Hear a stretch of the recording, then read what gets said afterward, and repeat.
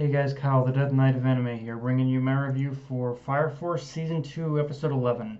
So, the episode starts off with Shinra pretty much telling Obi and the others in company the truth about how one of the pillars is basically powering Amaterasu, and how Amaterasu in itself is being powered by basically human beings. Even further sowing the seeds of doubt in the teachings of the Holy Soul Temple, as well as just the government in general. But one thing I really love about this very simple exchange that I thought was done better here was Vulcan's reaction. In the manga, he reacted in a sort of like passive shock and confusion, like you could like it was kind of one of those reveals for him where in the manga he was basically like he was trying to process this and from all the information he was being given, like and just the fact that his his family was somehow involved in the making of this, in this situation. And don't get me wrong, but that is kind of a very that is a very that is a very that is still a very appropriate reaction to have in times like this. But at the same time, I kind of like how he reacted here in the anime, only because it basically, pretty much compared to the shock and confusion, the episode in the anime has Vulcan acting out much more enraged by the possibility of his family having had a part to play in such an inhuman practice. And it's one of those small changes from the source material that I feel not only falls more in line with Vulcan's character, but it once again serves to illustrate how little he actually knew of his family, and properly portraying the frustration in that. That's kind of one of the reasons as to why I like this particular aspect. Why I like this the way Vulcan's reaction was handled here in the anime more than in the manga, because I feel for a character like Vulcan it is a more appropriate reaction almost. But yeah. And of course with and the same could also be, and honestly the same could also be said of Iris's reaction to this all this, because you see that that Iris her entire life has tried to live up to the teachings of the church, because it's what she's genuinely believed in her whole life. But now to find out that everything she's been taught might not all have been truthful, she herself is kind of struggling with her own beliefs and faith and in the church at this point. And and again, it's such a small detail, but one thing I really like about that is that in some ways you could say that pretty much Iris is basically the surrogate for the reader in some respects, because there there have been a lot of times where I'm sure many of us who are religious or otherwise have struggled with our own beliefs and faith, on a regular basis. Like it isn't that is something that on a regular basis I think human beings will pretty much tend to struggle with in their daily life. And Iris in a way is kind of a surrogate to that. Like she herself is struggling with something that she's been taught and what she's known her entire life. So it is kind of an interesting way how Iris is kind of the surrogate for the reader, for the audience in this case. Now, with that said, with this episode we also dive more into Victor and Joker as characters in this episode, and with this episode we get perspective that these two individuals are people who seem to understand that in with the way this world is structured, and the way its system has been structured, in the way this world has been structured, and the way that this system has been created. In order, both Victor and Joker to a degree seem to realize that for any true change to happen in this world, you have to kind of be willing to not only get your hands dirty, and basically do things you wouldn't normally do. But you also have to have the resolve and conviction to work outside the system, even when it involves doing things the common person might deem immoral.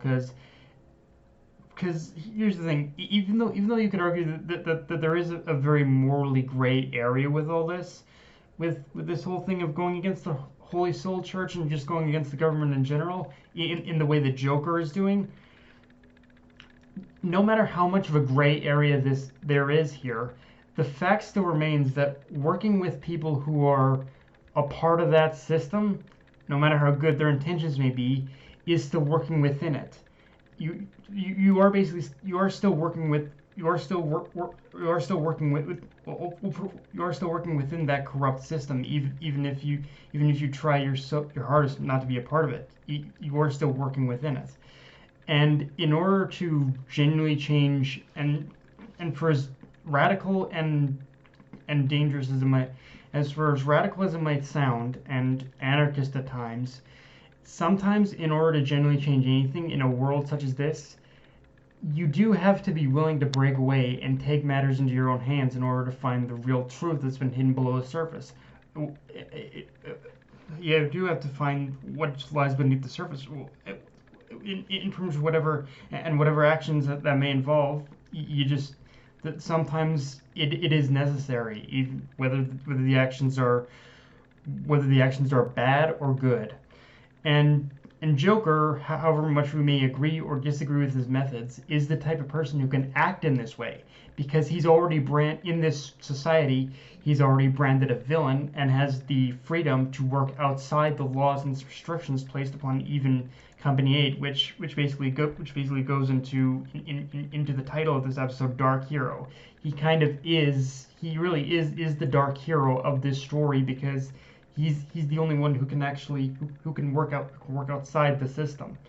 and in some and pretty much Licht having known Joker himself, Licht pretty much knew this. That's from all this is the reason as to why Licht had wanted Joker's help in this to begin with, because he knew he was really he and Benimaru, I suppose, to a certain degree, were really the only ones who could really do who really had the motivation and the means in which to discover any kind of secret that was hidden beneath the church. So yeah, it really is kind of one of those things where in this case the person we've deemed as a villain, he truly is the hero who can actually kind of help and who can actually kind of help in deciding how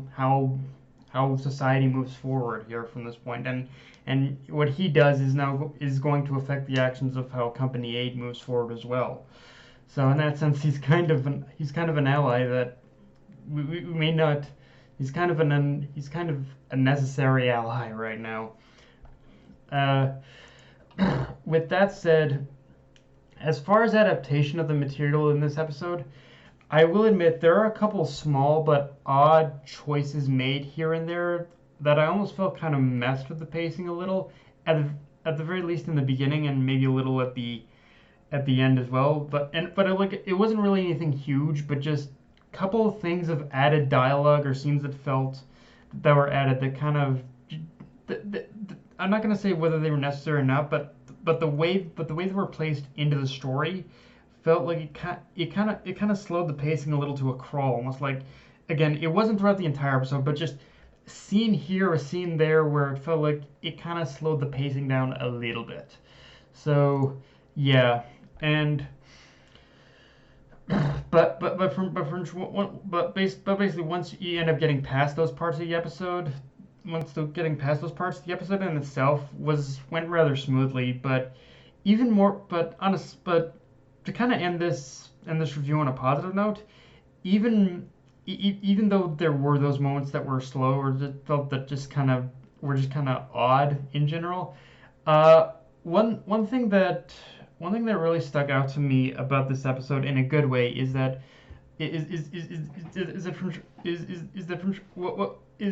I don't is that what is that what